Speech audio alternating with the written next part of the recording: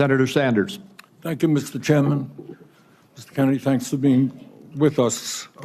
I very much like the slogan that you coined, Make America Healthy Again. And I strongly agree with that effort.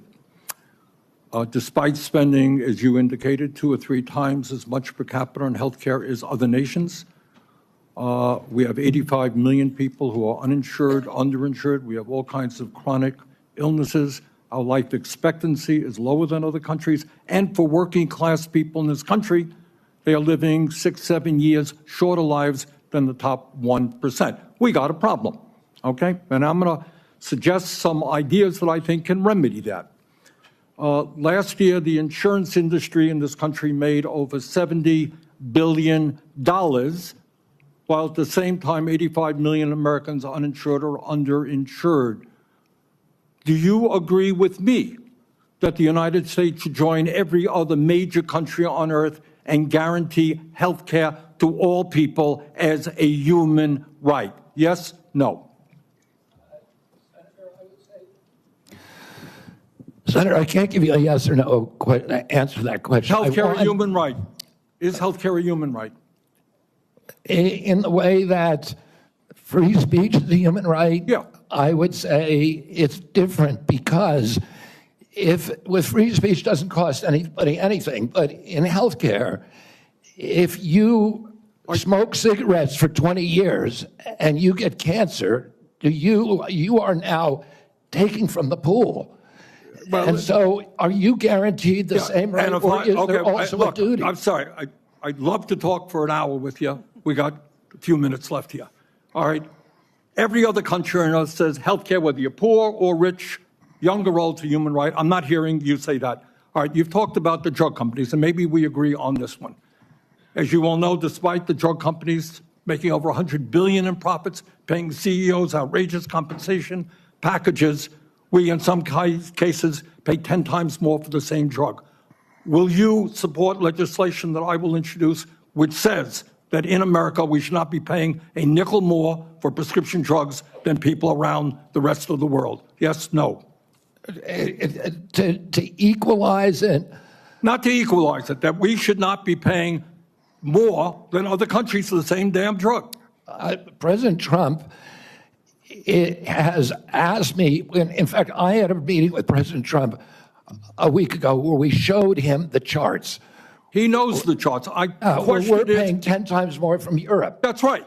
And are you going to commit to us that you will end that absurdity? I think in principle we can. We should end that disparity. Good. Okay. That's great. All right.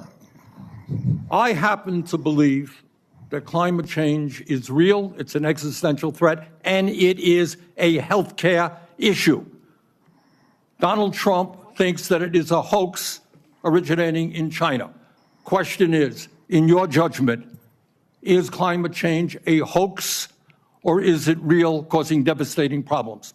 President Trump and I, from the beginning, from our first meeting, agreed to disagree on that issue. I believe climate change is existential. My job is to make Americans healthy again. You believe that you disagree with Trump? You don't think climate change is a hoax, is what I'm hearing. My job here is to make Americans healthy. I'm just asking you that, healthy. Mr. Kennedy, not a trick question. I answered your question, Senator Sanders. Okay, you disagree with the president on that. I answered your question. Okay. I'm going to pick up on a point that Senator Hassan made. Look, there is no question that abortion is a divisive issue in this country. I would say a majority of the people are pro-choice. There's a strong minority who are pro-life. A year and a half ago, you went to New Hampshire, running for president, gave a speech, and you talked about government should not tell a woman what she can do with her own body. That's her choice. Now, I think everybody on that side is pro-life. I think everybody here is pro-choice. I have never seen any major politician flip on that issue quite as quickly as you did when Trump asked you to become HHS secretary.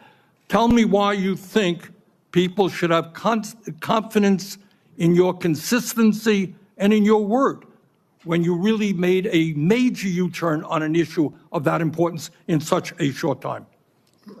Senator, I believe, and I've always believed, that every abortion is a tragedy.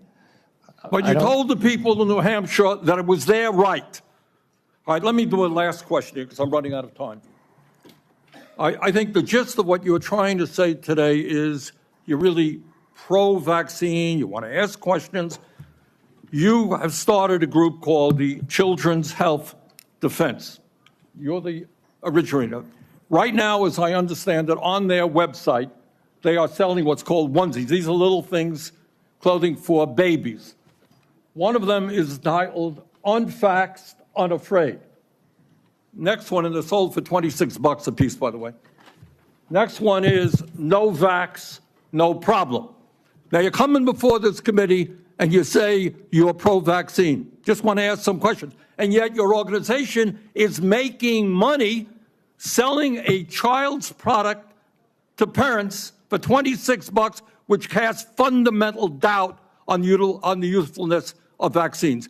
Can you tell us now that you will, now that you are pro-vaccine, that you're going to have your organization take these products off the market? Senator, I have no power over that organization. I'm not part of it. I resigned from the board. That was just a few months ago.